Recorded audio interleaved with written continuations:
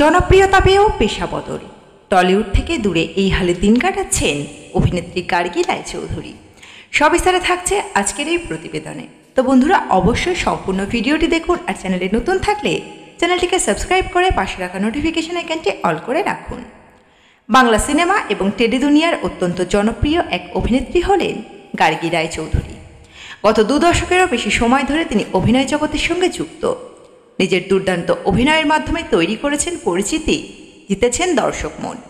একসময় বাংলা ধারাবাহিকের হাত ধরে পথ চলা শুরু হলেও এখন অভিনেত্রীকে সিরিয়ালে তেমন একটা দেখা যায় না। খুবই সীমিত সংখ্যক কিছু ছবিতেই দেখা যায় তাকে।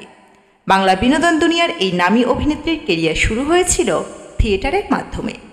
এছাড়া বেশ কিছুটা সময় রেডিওর সংবাদ পাঠিকা হিসেবে কাজ করেছিলেন গার্গী।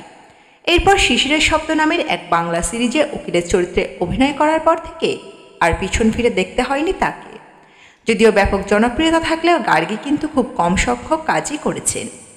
গার্গী রায়চৌধুরী 23 এপ্রিল 1975 সালে কলকাতায় জন্মগ্রহণ করেন। তার পরিবার সম্পর্কে বিশেষ কিছু জানা যায় না, তবে গার্গী অভিনয় জীবনের শুরুর দিকে থিয়েটারে অভিনয় করতেন। তিনি সেখানে উত্তরবন ও বহুরূপীতেও কাজ করেছেন। গার্গী রেডিওতে সংবাদ পাঠিকা হিসেবেও কাজ করেছেন। তিনি বাংলা সিরিজ শিশিরের শব্দ শোনা যাইতে অভিনয় করে বিশেষ জনপ্রিয়তা লাভ করেছেন। এই সিরিজটিতে তিনি একজন মহিলা উকিলের চরিত্রে অভিনয় করেন। প্রফেশনাল অভিনয় ছাড়াও গার্গীকে বেশ কিছু পণ্যদ্রব্যের বিজ্ঞাপনেও দেখা গিয়েছে। রামধনু সিনেমায় অসাধারণ অভিনয় করে গার্গী খবরের শিরোনামে চলে আসেন। এই সিনেমাটিতে গার্গীর সাথে রচনা ব্যানার্জি, শিবপ্রসাদ মুখোপাধ্যায় ও খরাজ মুখার্জির মতো অনেক প্রতিষ্ঠিত অভিনেতারা অভিনয় করেছিলেন। কিন্তু গার্গী তার অসামান্য অভিনয় দিয়ে সবটুকু লাইমলাইট নিজের দিকেই টেনে নিয়েছিলেন। নকশাল সিনেমায় গার্গী রীনা সেনের চরিত্রে অভিনয় করেছিলেন। 2017 সালে অনিক দত্তের মেঘনাদ পথ রহস্য এবং 2018 সালে শিবপ্রসাদ মুখোপাধ্যায় সিনেমা হামিতে অভিনয় করেন গার্গী। সেখানেও তার অভিনয় দর্শককে বিপুল আনন্দ দিয়েছিল। 2019 সালে কৌশিক গাঙ্গুলি সিনেমা জ্যেষ্ঠ পুত্রতে সুপারস্টার প্রসেনজিতের বিপরীতে গার্গীর প্রবল ব্যক্তিত্বময় অভিনয় তাকে অভিজ্ঞ মহলে এক অনন্য স্থান দিয়েছে। গার্গী রায়চৌধুরী সিনেমা, সিরিয়াল অভিনয় ছাড়াও হরলিক্সের বিজ্ঞাপনেও কাজ করেছে।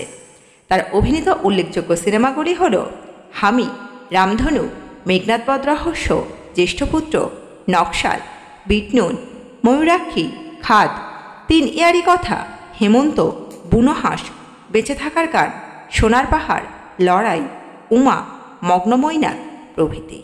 সম্প্রতি আবার অভিনেত্রী নিজের কেরিয়ারের নতুন ইনিংস শুরু করেছেন।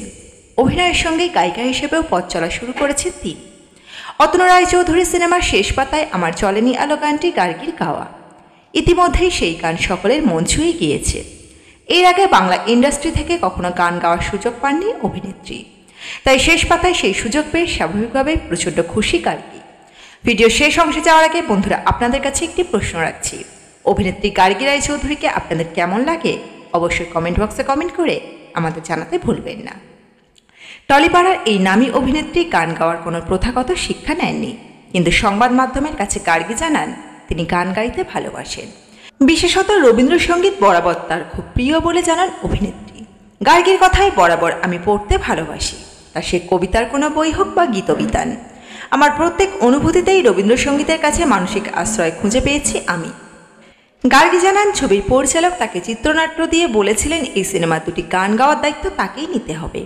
এর মধ্যে আমার চলেনি আলো গানটি প্রত্যেকের মন ছুঁয়ে গিয়েছে। গার্গী জানান প্রথাগত সঙ্গীত শিক্ষা তার নেই, তাই তিনি যেভাবে রবীন্দ্রসঙ্গীতকে অনুভব করেন সেভাবেই ছবিতে গিয়েছেন তিনি। গার্গী এমন একজন অভিনেত্রী যিনি এখনকার দিনে শিল্পীদের মতো হাতে একাধিক কাজ নেন না। অভিনেত্রীর কথায় তিনি 1 বছর 4টে ছবি করেন না, তবে তিনি চেষ্টা করেন তার অভিনীত প্রত্যেকটি চরিত্র যেন একটি অপরটির থেকে আলাদা হয়। প্রতিভাবান এই অভিনেত্রী জানান আগামী দিনে যদি ওয়েব সিরিজে মনের মতো কাজ পান তাহলে সেখানেও কাজ করবেন তিনি। তো বন্ধুরা, এই পর্বে ছিল এতটুকুই। খুব দ্রুত ফিরে আসবো পরবর্তী পর্ব নিয়ে। অজানা গল্প চ্যানেলের সঙ্গে থাকার জন্য সকল দর্শক বন্ধুকে অসংখ্য ধন্যবাদ। দেখতে থাকুন, চোখ রাখুন অজানা গল্প চ্যানেলে।